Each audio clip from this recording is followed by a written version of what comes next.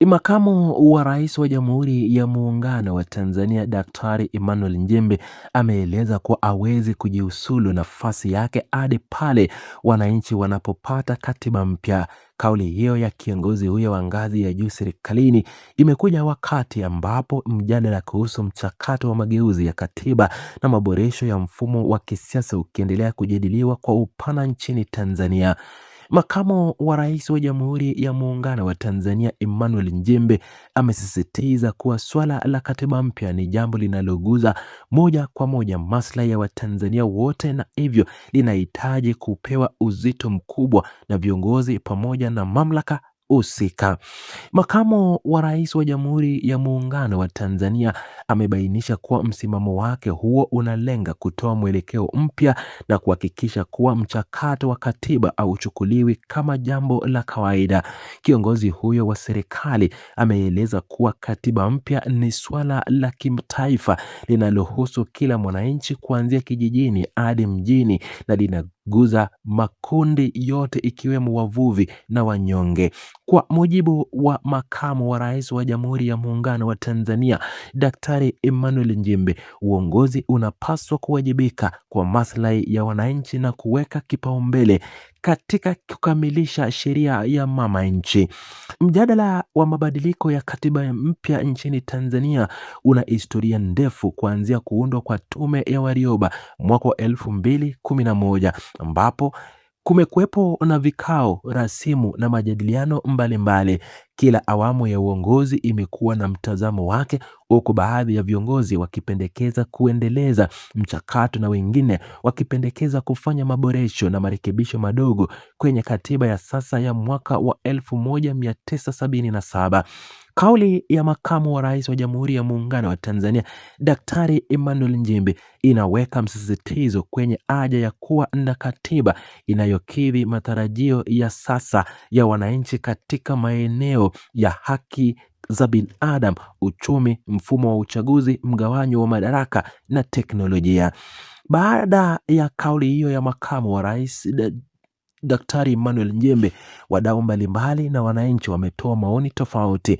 Baadhi ya wadau wameipokea kauli hiyo kwa pongezi, wakisema ni hatua ya kiongozi kujitoa kwa ajili ya mchakato wa kitaifa, huku wengine wakibainisha kuwa kauli hiyo inaweka msisitizo kwa uongozi kuhakikisha mchakato huo unatekelezwa kwa uwazi na ushirikishwaji mpana wa wananchi. Wadau wengine wa kisiasa na kijamii wanasisitiza kuwa mchakato wa katiba mpya unapaswa kuhusisha wananchi kuanzia ngazi ya kata, vijiji, vyuo, makundi ya wanawake, vijana, watu wenye ulemavu pamoja na vyama vya upinzani.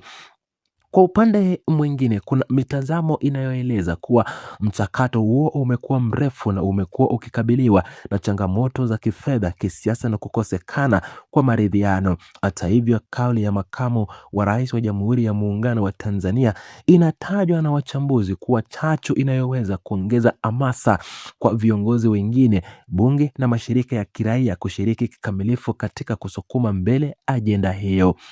Makamu wa Rais wa Jamhuri ya Muungano wa Tanzania Daktari Emmanuel Nchimbi ameweka wazi kuwa hawezi kuondoka au kujiuzulu katika hadi pale matarajio ya wananchi ya kupata katiba mpya yanapofikiwa.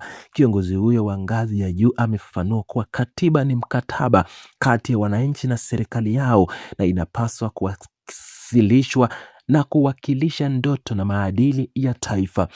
Kauli ya Makamu wa Rais wa Jamhuri ya Muungano wa Tanzania inaonyesha nia ya kuibana serikali na vyombo vya siasa kuweka ratiba iliyo wazi na inayoeleweka kuhusu mchakato huo. Wadau na wananchi wa siasa wanatarajia kuona uwazi katika kila hatua ya mchakato na ushirikishwaji wa kweli ili kupata katiba inayokubalika na wote. Makamu wa Rais wa Jamhuri ya Muungano wa Tanzania anaeleza kuwa katiba iliyoandikwa miaka mingi iliyopita inahitaji kuboreshwa ili kujibu changamoto za sasa za nchini. Kiongozi huyo amesisitiza kuwa uongozi bora ni ule unaowajibika na kuweka mbele maslahi ya watu, na kwamba kigezo cha kupima dhamira ya uongozi na viongozi kwa sasa ni kuwakilisha na kukamilisha kwa mchakato huo wa katiba mpya. Tathmini ya kisiasa zinaonyesha kuwa kauli ya makamu wa rais wa Jamhuri ya Muungano wa Tanzania Daktari Emmanuel Nchimbi imerudisha mpira kwa serikali, bunge na wadau wote wa siasa kuamua hatima ya mchakato huo. Kiongozi huyo wa serikali anaamini kuwa njia pekee ya kujenga mshikamano na maendeleo endelevu ni kuwa na sheria mama ambayo kila mwananchi anajisikia kuwa ni sehemu yake. Makamu wa rais wa Jamhuri ya Muungano wa Tanzania amefafanua kuwa mchakato wa katiba mpya hautakiwi kufanyika chumbani na kupelekwa bungeni bila kuhusisha umma.